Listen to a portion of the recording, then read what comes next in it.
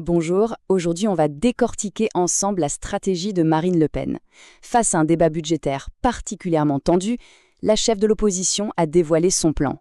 Alors, que cherche-t-elle à accomplir exactement? C'est ce qu'on va voir. Allez, c'est parti, voilà notre programme. On va commencer par la crise immédiate, ce fameux budget, pour ensuite analyser les tactiques au Parlement, sa vision politique et enfin son objectif ultime. On commence donc avec le nerf de la guerre, le débat sur le budget. Pour Marine Le Pen, c'est un véritable champ de bataille.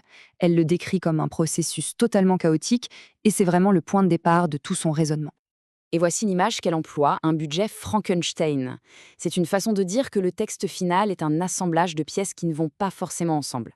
Et selon elle, c'est la conséquence directe d'un Parlement éclaté en 3 grands blocs qui font et défont leurs alliances au jour le jour. En fait, son argument de fond, c'est que cette structure parlementaire est instable par nature. Comme il faut toujours une alliance d'au moins 2 blocs sur 3 pour faire passer quoi que ce soit, les compromis se font amendement par amendement, ce qui mène, d'après elle, à un résultat final, disons, incohérent. Alors, comment son parti navigue-t-il dans ce chaos apparent? Eh bien, il y a une tactique très claire derrière tout ça. Regardons de plus près. Elle se positionne, ou en tout cas elle positionne son groupe, au-dessus de la mêlée. L'idée, c'est de dire, nous, on n'est pas sectaire, si une proposition est bonne pour le pays, on la vote, peu importe de qui elle vient. C'est une façon de se présenter en opposition constructive face à ce qu'elle appelle des jeux politiciens. Et cette petite phrase, elle est très révélatrice. C'est une pique directe à ses adversaires. Elle les accuse en fait de faire passer les intérêts de leur parti avant l'intérêt général, de refuser une bonne idée juste parce qu'elle vient du mauvais camp. Et pour prouver que ce ne sont pas que des mots, elle met en avant des exemples concrets. Elle cite des votes où son parti a soutenu des mesures venues d'autres bords ou a réussi à faire adopter ses propres amendements. L'objectif, c'est de montrer qu'ils sont une force parlementaire qui obtient des résultats, même depuis l'opposition. Cette tactique parlementaire, en réalité, elle s'inscrit dans une stratégie politique bien plus large. Une stratégie qui vise à redéfinir son identité. Et là, on touche à un point vraiment central de son discours. Elle rejette explicitement l'idée d'une union des droites classique. À la place, elle propose en autre concept une union des patriotes. L'idée, c'est de rassembler des gens de gauche comme de droite autour d'un projet national. Cette déclaration, c'est le résumé parfait de sa stratégie. Elle cherche à casser les codes, à parler à des électeurs qui ne se reconnaissent plus dans les partis traditionnels, y compris ceux, dit-elle, qui viennent de la gauche et qui se sentent abandonnés.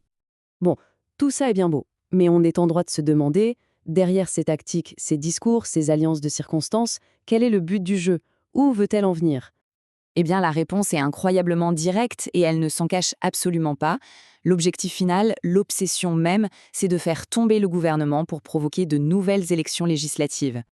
Le plan est donc très clair. Étape 1, voter systématiquement toutes les motions de censure, peu importe qui les dépose, pour faire tomber le gouvernement.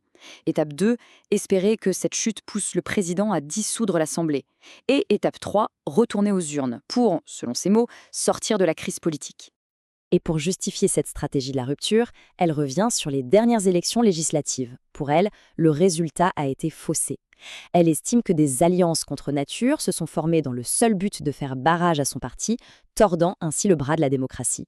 Juste un petit rappel pour que tout soit bien clair.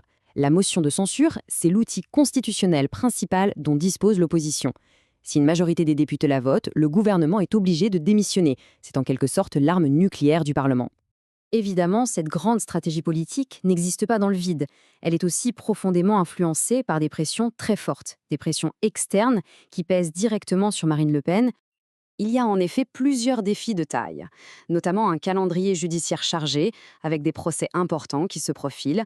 Elle accuse d'ailleurs la justice de choisir ces dates pour interférer avec le calendrier électoral. Sa ligne de défense, c'est de dire qu'il y a une volonté politique de la rendre inéligible. Tout cela nous amène donc à la question finale. La stratégie de Marine Le Pen est maintenant sur la table, elle est très claire. Mais est-ce un coup de poker qui peut la mener au pouvoir ou est-ce une recette qui risque de plonger la politique française dans une instabilité encore plus profonde?